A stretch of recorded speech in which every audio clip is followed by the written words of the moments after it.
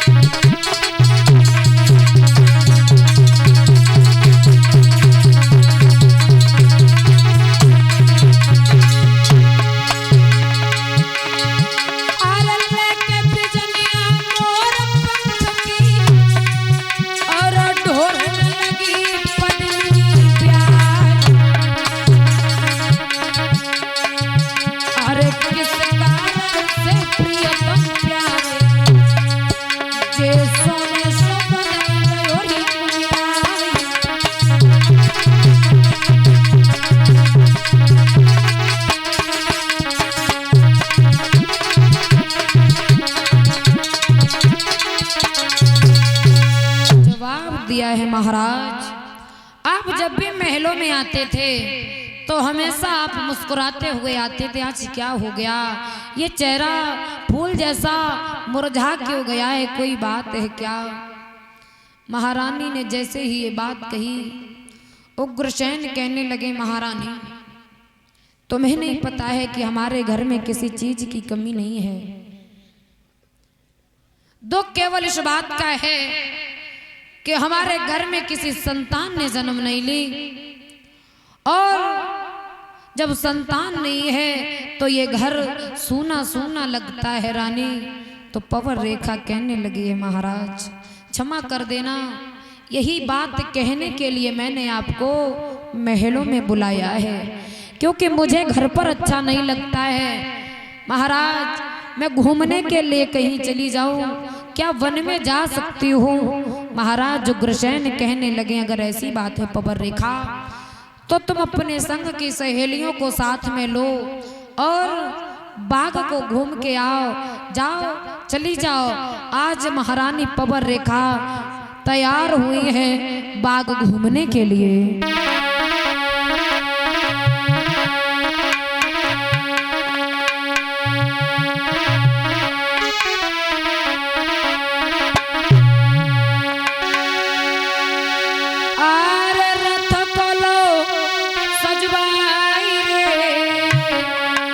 रानी चली अगारी।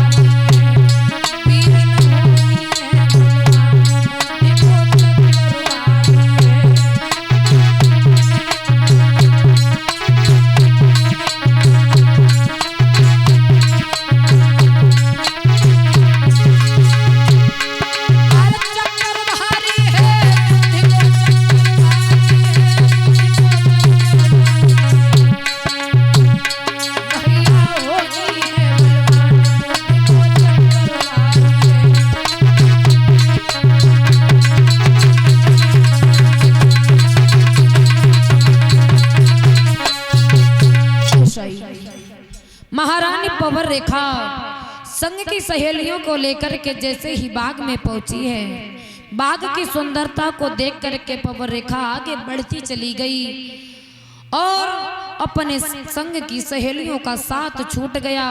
पवर रेखा ने ध्यान नहीं दिया, आगे निकलती चली गई, बीच बाग में पहुंच गई है। जब बीच बाग में पहुंची है, हुआ क्या, उसी बाग में एक दुर्मिलिक नाम का राक्षस रहता था। रानी पवर रेखा जैसे ही बाग की सुंदरता को मोहित हो गई और आगे बढ़ती चली गई। हुआ क्या, कहानी कुछ और बनी। अरे बन गई विधि गति की वो कहानी।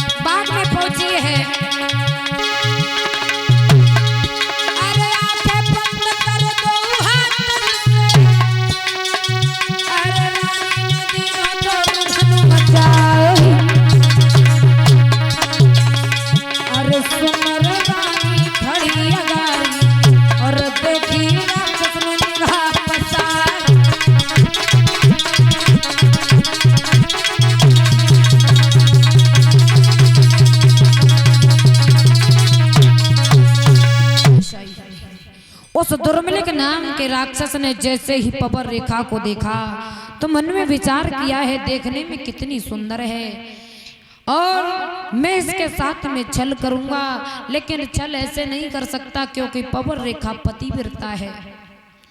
तो क्या किया है उस दुर्मिलिक नाम के राक्षस ने, उग्रसेन का रूप धारण किया है, जहां पर पवन रेखा रो रही है, अपने नेत्रों को बंद किए हुए बैठी है, तो वो राक्षस वहीं पहुंचा है और जवाब दिया है, रानी क्यों रो रही हो? तुम्हारा पति तुम्हारे सामने खड़ा है, क्यों रो रही हो? पवन रेखा कहने लगी, महाराज आपको तो मैं घर पे छोड़ के आई थी, लेकिन आप यहाँ पर कैसे आ गए? जवाब दिया पवन रेखा, मुझे तुम्हारे बगैर घर पे अच्छा नहीं लगता था, इसलिए मैं तुम्हारे पीछे पीछे चला आया और तुम रोना। जवाब दिया है,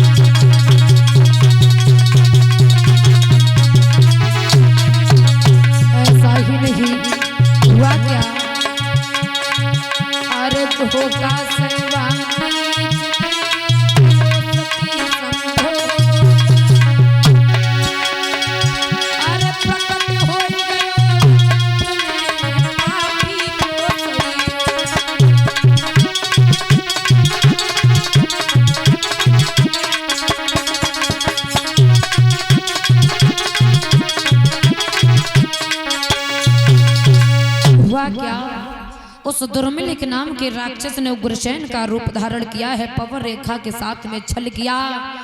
छल करने के बाद आज वो अपने रूप में आया है। पवन रेखा ने जैसे ही देखा, जवाब दिया, तूने हमारे साथ अच्छा नहीं किया, तूने हमारे साथ बिल्कुल भी अच्छा नहीं किया। अगर मुझे पहले पता चल जाता तो शायद मैं तुझे भस्म कर देती, और मैं कैसे घर जाऊंगी, क्या कहूंगी जाकर के अपने महाराज से। पवन रेखा कहने लगी है कि अरे तेरो हो जाए सत्यानाश, अधर्मी धर्म बिगाड़ो।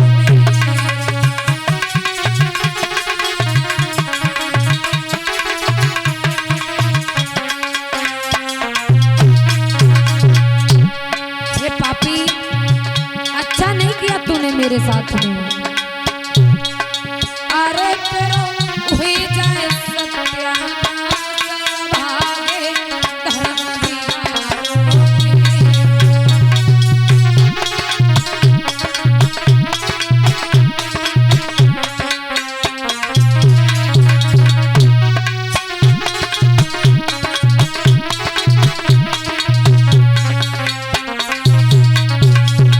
और सुन ले,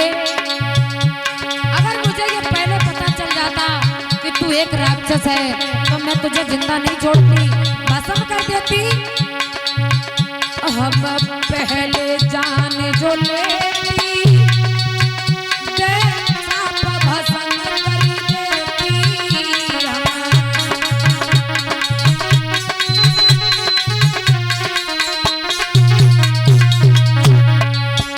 हम पहले जान जो लेती,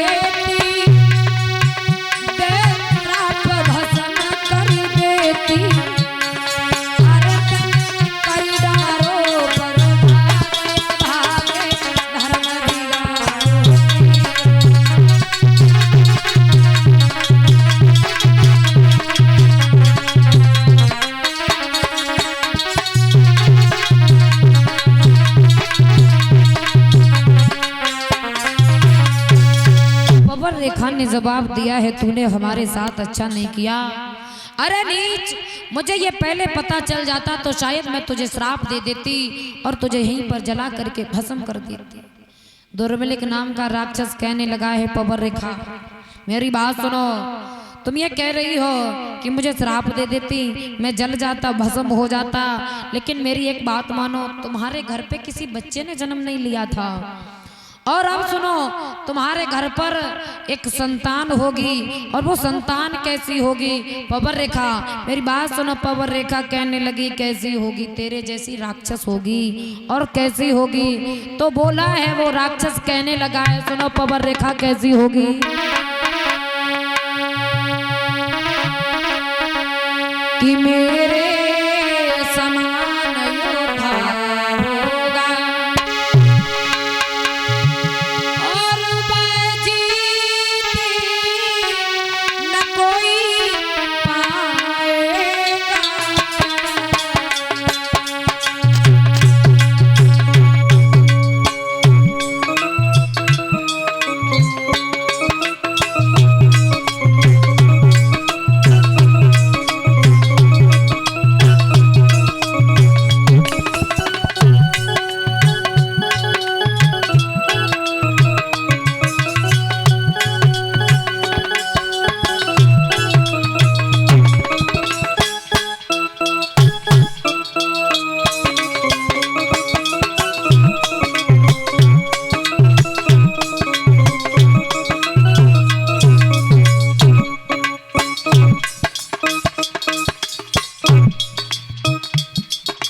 जवाब दिया है, सुनो पवर रेखा, तुम्हारे घर पर एक बालक होगा। वो बालक कैसा होगा? बहुत बड़ा बलवान होगा। और बोला है वो दुर्मिलिक नाम का राक्षस।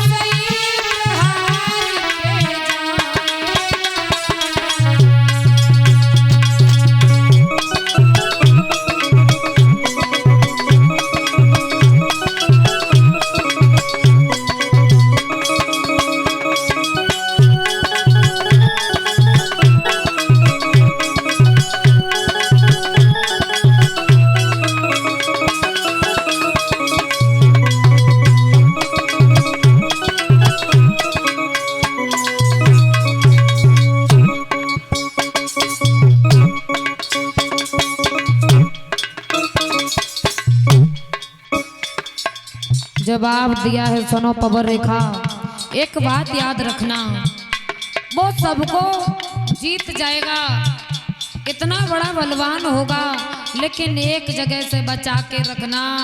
सुनो,